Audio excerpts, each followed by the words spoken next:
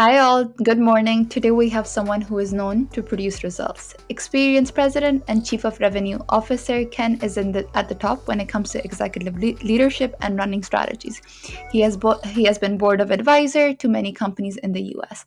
Let's welcome 10 minutes of hiding wisdom. Hi, Ken. How are you doing today?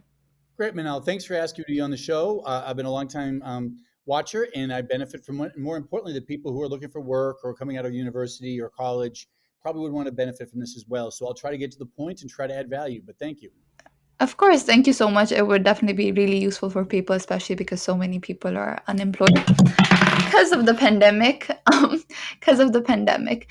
So, can you tell us about where you're currently working, Ken, and how has the situation been because of the pandemic? Sure. I work for a company as of last June at a company called Weka. Weka, if you haven't heard the word before, is short for Weka Byte, Weka. We have Weka.io is our URL.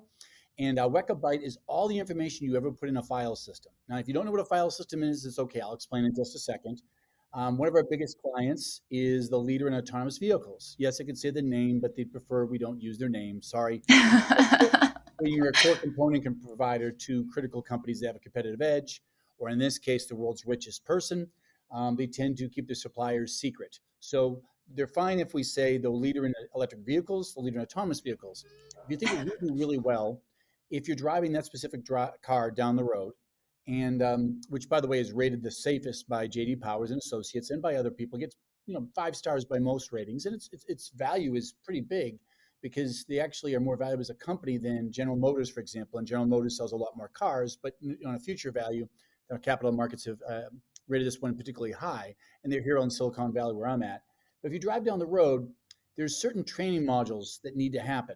For an example, who's going to know that a skunk or a possum or something goes in front of the road? Or who's going to know there's a yield in front of the road?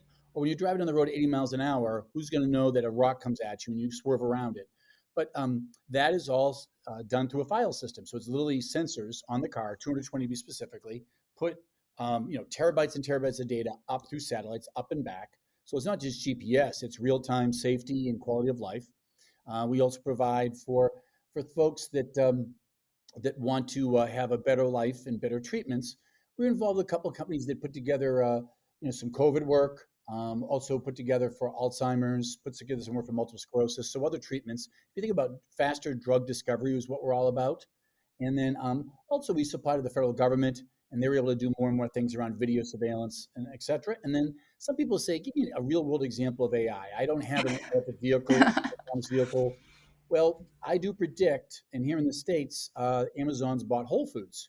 And people go to Whole Foods, but it's a little bit more natural food, a little more expensive, a little more natural. But as you walk out of a Whole Foods, when I go to them, the one I have is an Amazon Go. So when you walk out of that store, literally you don't pay, you just pay through your phone.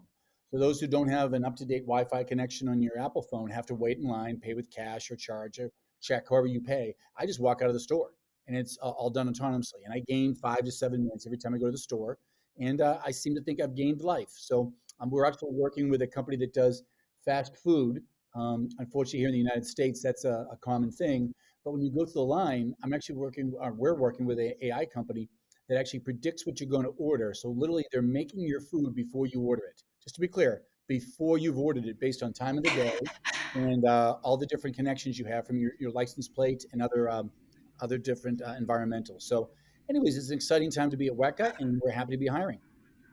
Wow, okay. I am shook. How do they predict that? Like, that's something that's very interesting. Where is this happening? I want to go and actually check it out.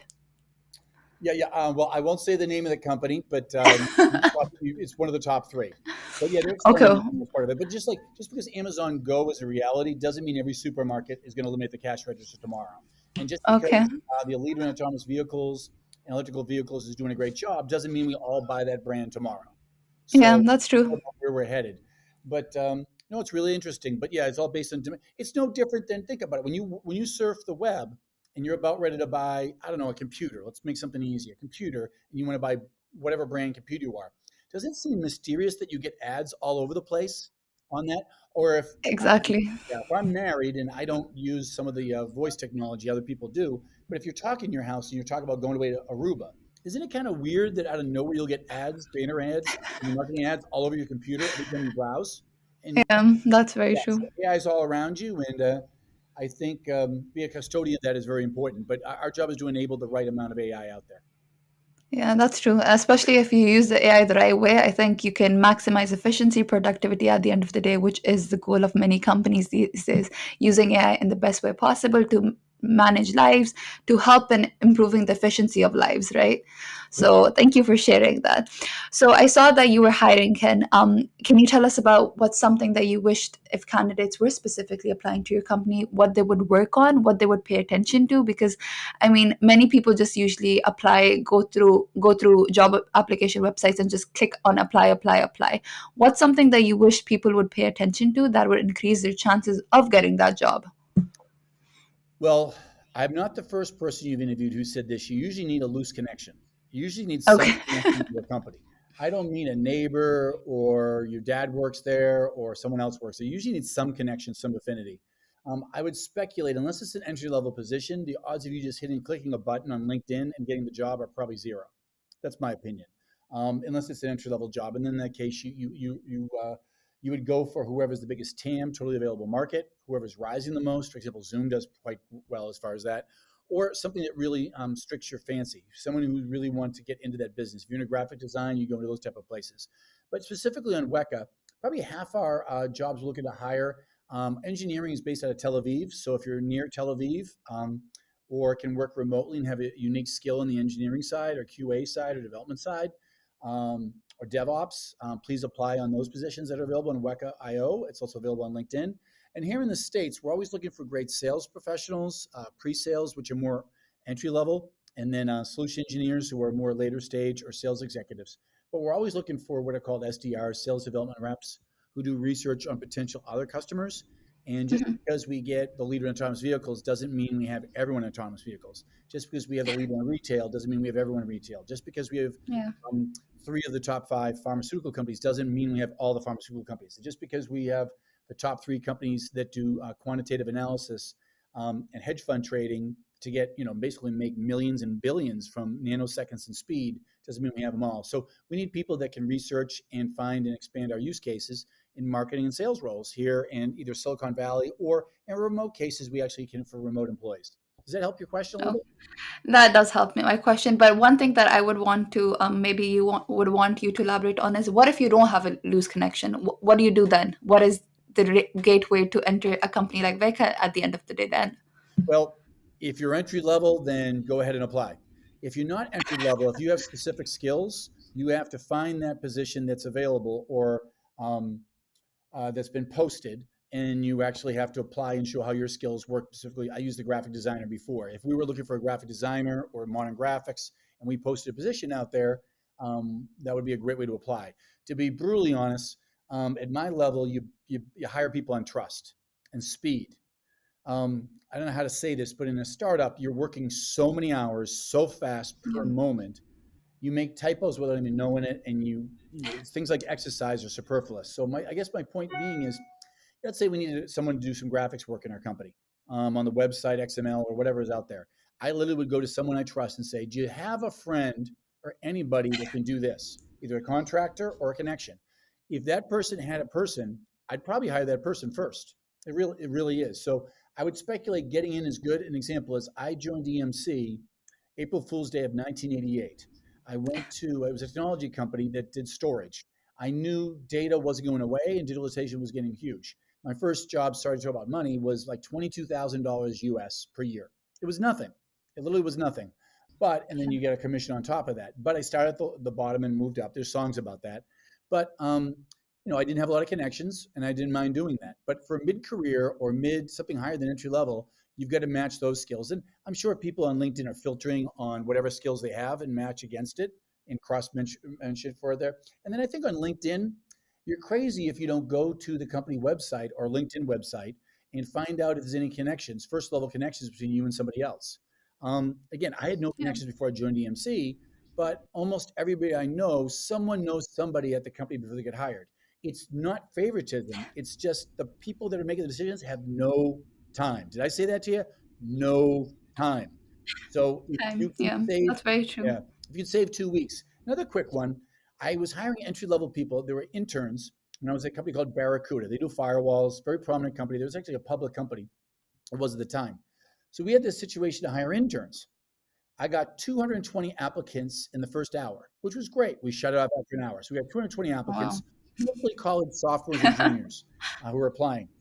So then I filtered through, you're going to laugh at me, but I filtered through dynamically. Then I got to the final 26. Then I printed out those 26, sorted them in order of who most likely.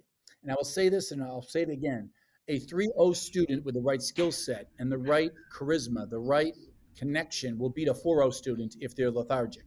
So the example I would give is I had 26 Yeah. people. I asked my admin, you might say, geez, you had an admin schedule 26 meetings. When you're the boss, you have no time. You can't schedule meetings. Someone has to do it for you, or you use a chat bot and it's a little bit impersonal. So I set those 26 meetings, and the parameter was this: if someone was 1 second late or had to ask questions how to use Zoom, they were eliminated. Didn't matter if you're a 4.0 student at IIT or MIT. Didn't matter. If you were 1 second late and you didn't know how to use Zoom, or you called my admin or emailed my admin, I didn't know how to use Zoom, and this was like 5 years ago, you were eliminated. And I took the two top people. They both happened to be, I think it was a sophomore and a junior at St. Louis Obispo, which is a school here at Cal. One was named Sky, one was named Amelia. They both were ready. They're game ready. They were, like Tom Brady says, you only have one chance to get on the field. Don't mess it up when you're out there. So don't underestimate it. Everyone's going to vet everything you do. Everything you do, meaning even for an interim position, like if you're applying for Wow. a job, someone's going to go through all your social media records forever. And if something's embarrassing, you're eliminated. And if a wrong post or a wrong Wow. like of something that's insensitive. But yeah, someone's got to be game ready, on time, dress for the role you're going for, not the role you have, and do some research on people and get to the point. I don't think people realize it, at least in this job Okay. where people have to do the work for it to happen. I mean, no disrespect to these other companies. It's not like I work at Google where the search engine just does it for you. I'm sure they still work really hard, but someone's doing the work for you. Where you're doing the moles of energy, where you're doing the work, they don't have time. So you're getting a person when they're not at their best. Yeah. You're just go, go, go, pretty stressed out. Highlight, match your skill sets and how you can be better than any other candidate out there. Go to the top of the pile. And like I said, be game ready, dress for the role, and connect. Like you, when I showed up for this podcast, I knew you'd be on time. I knew you'd have the audio all set. And if an earpod might fall your ear, no big deal. You kept on going, no problem. But that's the only advice I have. You don't have a lot of opportunity, but once you get in, you usually can move up the ladder pretty well. Timing is everything, then, isn't it? Absolutely, Manal. Well, thank you so much, Ken. That was definitely very insightful for me as well. And I loved how you utilized timing to actually eliminate candidates. So, maximizing efficiency at the end of the day and making sure that you hire someone that would bring value to your company because you know that you want to save time at the end of the day. So, that was definitely very useful. So, one last question: if there's one piece of advice that you would offer to job seekers, what would it be? Improve your LinkedIn profile.